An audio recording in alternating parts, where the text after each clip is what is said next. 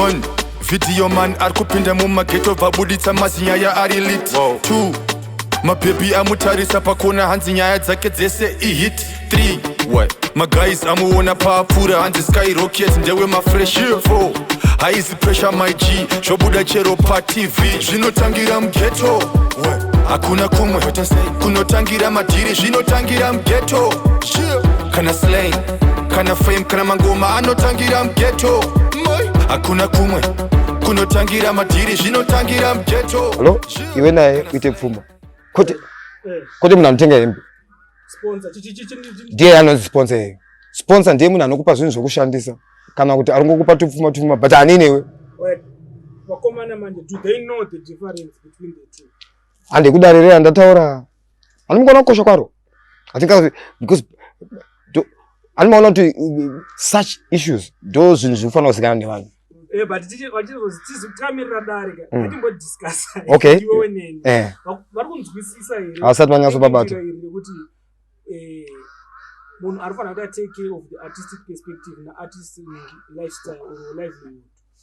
Alright manager ndakupa clarification ani manager ndati kubasa kwangu ndo kwandinoenda uko Monday to Friday ndo wandomukiro asi sponsor munhu yeye andikuti shamarika toda masuits ayo ka ukuzona asi sponsor weka ndiye achandibatsira kuti ndiwane izvozvo kuti andozona it could be anyone ari kusponsor andozona but of late we have noticed kuti kune vanhu vanozotora sponsor kuti ndiwo wamanage kusaziva ende kupusa neruchiva wakusiya munhu nene yangu inyatsogara. You see what I'm saying? Because contract you inosiyana na manager he comes to you I mean to set up tosanga muda utiza kunyorora mpazi zvoitwa zvemusoro ndambokutaurira also kuti vakomana kuti nyonzi contract ya ngozi nyaya nditaura saka haisi nyaya yemuroad nyaya dzandoziva saka kuti vakomana vacho ndinonzi contract havade kuchiona wosaka unosvika paairport of kuti ndakuenda kuamerica ndabva ati ndakuenda noimba pasina chizvinyorwa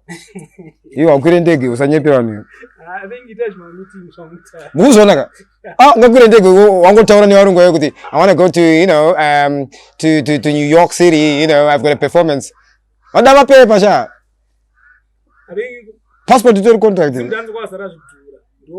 no tongoti it's a mixed bag inyika pachezvayo but ine vanhu vamwe vari stubborn saka vada kunzwisiswa nekubatsirwa vada help handisikuwanza zvangu but kungokuoneswa neimwe angle vada rubatsiro pane vamwe vachatobvuma kubatsirwa vamwe vanoramba asi inini mashoko andiri kutaura fuwanika vai panapa ndichiwesta time ndichitaura nemi inini okay ndakuvapa fair pangu macho pacharacter yangu saosa ndava panapa zotamba nemi kungoti I'm just coming here to talk no it means a lot because pane pandakatopindawo napo ndakatombomerwa ndichidaiso murwendo rweupenyu saka pandakatsika pamwe iwo wazotopatsika saka ndikupa manodzika todzidzisana iwe unotondidzidzisa futi you see no one is perfect tosaka ndati handiswera panapa as an expert no ndauya kuhurukuro naskyrocket. Alright, let's talk about nyaya yaunofarira ndeipi yaunofarira ungandiziyewo spiritual things. Okay handodza kudzenye zvinotibatsira makambeta prophet kana kuti manga muri apostle muri chii unoziva zvinondishamisa munhu munovhunduka kunzi munhu aprofet aiwa ndandivhunduke ndatokubvunza ndakamboita okay do you know what kambokubvunzai baba skyrocket prophet anobva upi makadzona mwari kuti ndiwangu mwari ndiye akataura kuti uyo ndewo prophet wangu magaya ndo mwari akabuda akati vamagaya ndo vangu vaguti ndo vangu vekuroma ani mese mangobvuma makabvuma nekuti vanga vaita sei vanhu asi vanhu vakaramba pavakati uri prophet avaira vanoramba vanenge vasingatizive ungaramba kuti munhu weprofet uri mwari here because my brother kodi hatisi kuti kodi yatinorarama iwe oldi yayo yekuti tinenge tiri mushoko anea ini ndoshandisa shoko in all aspects of my life handipinde muherald handipinde mudaily news handiteri kuti stock market yadaiso aiwa imi munoteerera handiteri kuti kunyika kwabhombochi handabasa nazvo ndinango pepa yakanzi ndichikoverenga mashoko yakanzi no weapon formed against you shall prosper you shall be the strong the builders ukona meditation anichita kuti iva munhu akanaka mukati memunogara nekurarama tsvaga ruzivo ndomatso because aya emunyika yaka akawanda kuchema nokunyepurana asi uku from Genesis to Revelation anobatsira anonifasa saka wisdom yakakosha wisdom inonaka kuitsvaga inokunda pfuma chete vanhu havasi kusinasonzisa my way indofamba netsoka mazuva ndimukuda kwenyu wafamba netsoka kana nchida apa ndisazosai saka ndikungotaura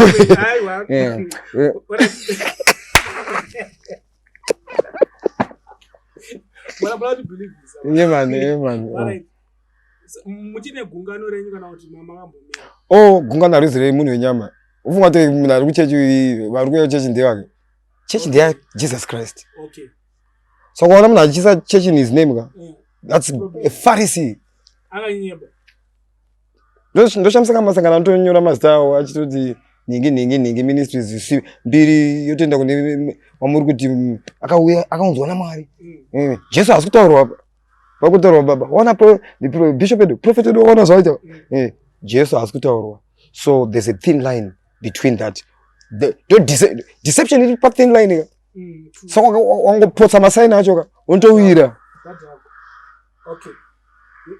gara panzvimbo mapabata ka sideline and slow but the question yangu is related to spiritual aspect do you think people are using mishonga to fast track their careers or kunzi anzi adedza vanhu vakawanda kumashows ndikatora siko fast track but have you heard it yeah okay I've just come across it like later I was just reading yemfana wedu weMzimdancehall akaita zvakaita allegedly yes if it's true it's another signal yekuti asega animazona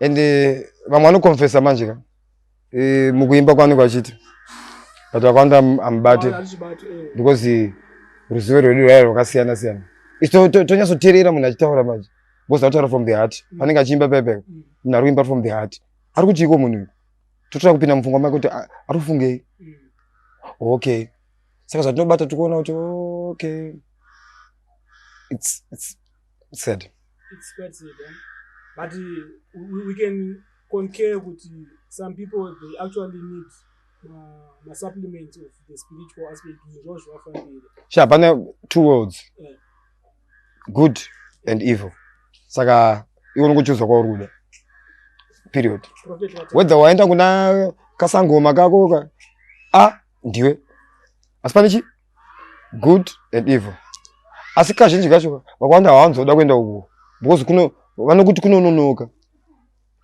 because uku kwaMwari uwa because unenge uchitichwa chiumbwa ubviswa kuba ubviswa jealous ubviswa shanje ubviswa anger ubviswa strife ubviswa all sorts of things zvinhu zviri pauri zvakaipa mushoko rinokurapa usina kuparidzirwa nemunhu unongochirapwa manje hamuride vazhinji unoritiza okay waritiza it's all right but uchadzoka because uchazhamba uko nzara hazvi kufamba uchadzoka panzvimbo chiko chimboitika aiwa chikuitika wasiya the source chipo chaunacho chakabva kuna Jehovha so you need to consult him anobva akanda blueprint mupfungwa saka manje takatanga kutaura ka amuteereri futi mune muchiti vanoda kunzi ndatini ndo zvandinoshandisa haungamboita chinhu sati averenga news tichitonamata Mwari baba nhasi panews dza8 ka achimbira kuti kundipo mukana ndigare padesk pepeka nditoona picture yacho sandaenda ikoko every day religiously atipapotse because ukakanganwa ipapo unobviswa une vavengi umu musango mauri iwewo saka wakasasimba amene ako just the same as uri patop uri kurira position yauna inodwa haisi permanent ungatofunga kuti aromba ripapo aiwa takawanda iwe 16 million kamuzimbabwe apa ndori kunzi uri kupisa saka maiwe tenda Jehovha ndione mahidzi uri kurira asi ziva kuti pari kuya ndezve 2 minutes ani maizi andichita mutipoti ndichiita mutipoti zvakatopera ndamboverenga news andichaverenga news zvakatopera satototi oscar kapera here kana anodaro anopenga Joseph Matimba akapera noti achaverenga news. Super Pandwanzira akapera achaverenga news. Jesina Mkoko akapera noti achaverenga news. Kuzimdanzo Oscar akapera. Zvoti vanhu vanenge asingazedi ngendira because isikali chipinda vanhu hatipinde tiri open kuzvipfumura. Akapusa. But munhu akanzi akapusa. Alright. Hatida kuzviridzira ngoma. Mukuziva mazimdanzo awoza. Amakashora makata sei. But unoziva pepe taite.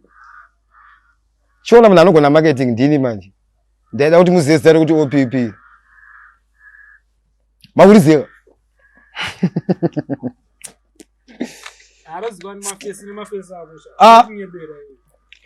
You know what?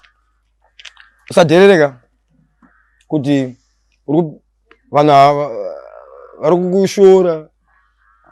Oscar profita vari kuwanza vari kuona kunge je vachinyora mapepa. Waindodzisa good topic. So that okay. Oscar wakandowinisa award. Yeah. Wandinyima award. Right, that's a wrong perception. Ini handa kuwinisa award. Vanhu vemuZimbabwe vakakuvhotera because of your works, of your contribution. Now, that's a corrupt way of speaking. Kuti iwo ndakakuwinisa. Ndakakuwinisa. Ini changu chanjingori papeka. OPP wacho. Right. Chandaingoitaka ndaida kuti usakanganwe kuti pane vanhu vanokufunga. Alright. Saka ndichiri kuwana award yangu. Yeah, you know, the greatest award you have. That time it was about you. Taida tokupa 1,000 nekamota. But it's unfortunate kuti I'm not so bad to muchifunga kuti ndezvekutamba. And nyaya yekusize anaka. It's on record. It depends on time. Ndara. Taida tokupa moto zvisho. But I'm not so bad to because agreement yedu pepe wantu kusayangari 5 days. Saka chero kaenda kukotika it was a favor ningi. Wow. Zimdancehall stories. Jio. Ekuratidza ma true stories. Watu wakadisa chikwata muvengi wangu. You go die broke. Zvinotangira mughetto. Hakuna kumwe. Kunotangira madhiri. Zvinotangira mughetto. Kana slang. Kana fame. Kana mangoma. Anotangira mughetto. Hakuna kumwe. Kunotangira madhiri. Zvinotangira mughetto. Kana slang. Kana fame. Kana mangoma. One. Video man arikupinda mumaghetto vabuditsa mazinyaya ari lit. 2 mababy amutarisa pakona hanzi nyaya dzake dzese ihit. 3 maguys amuona paapfuura hanzi skyrocket ndewe mafresh. 4 haizi pressure my G zvobuda chero.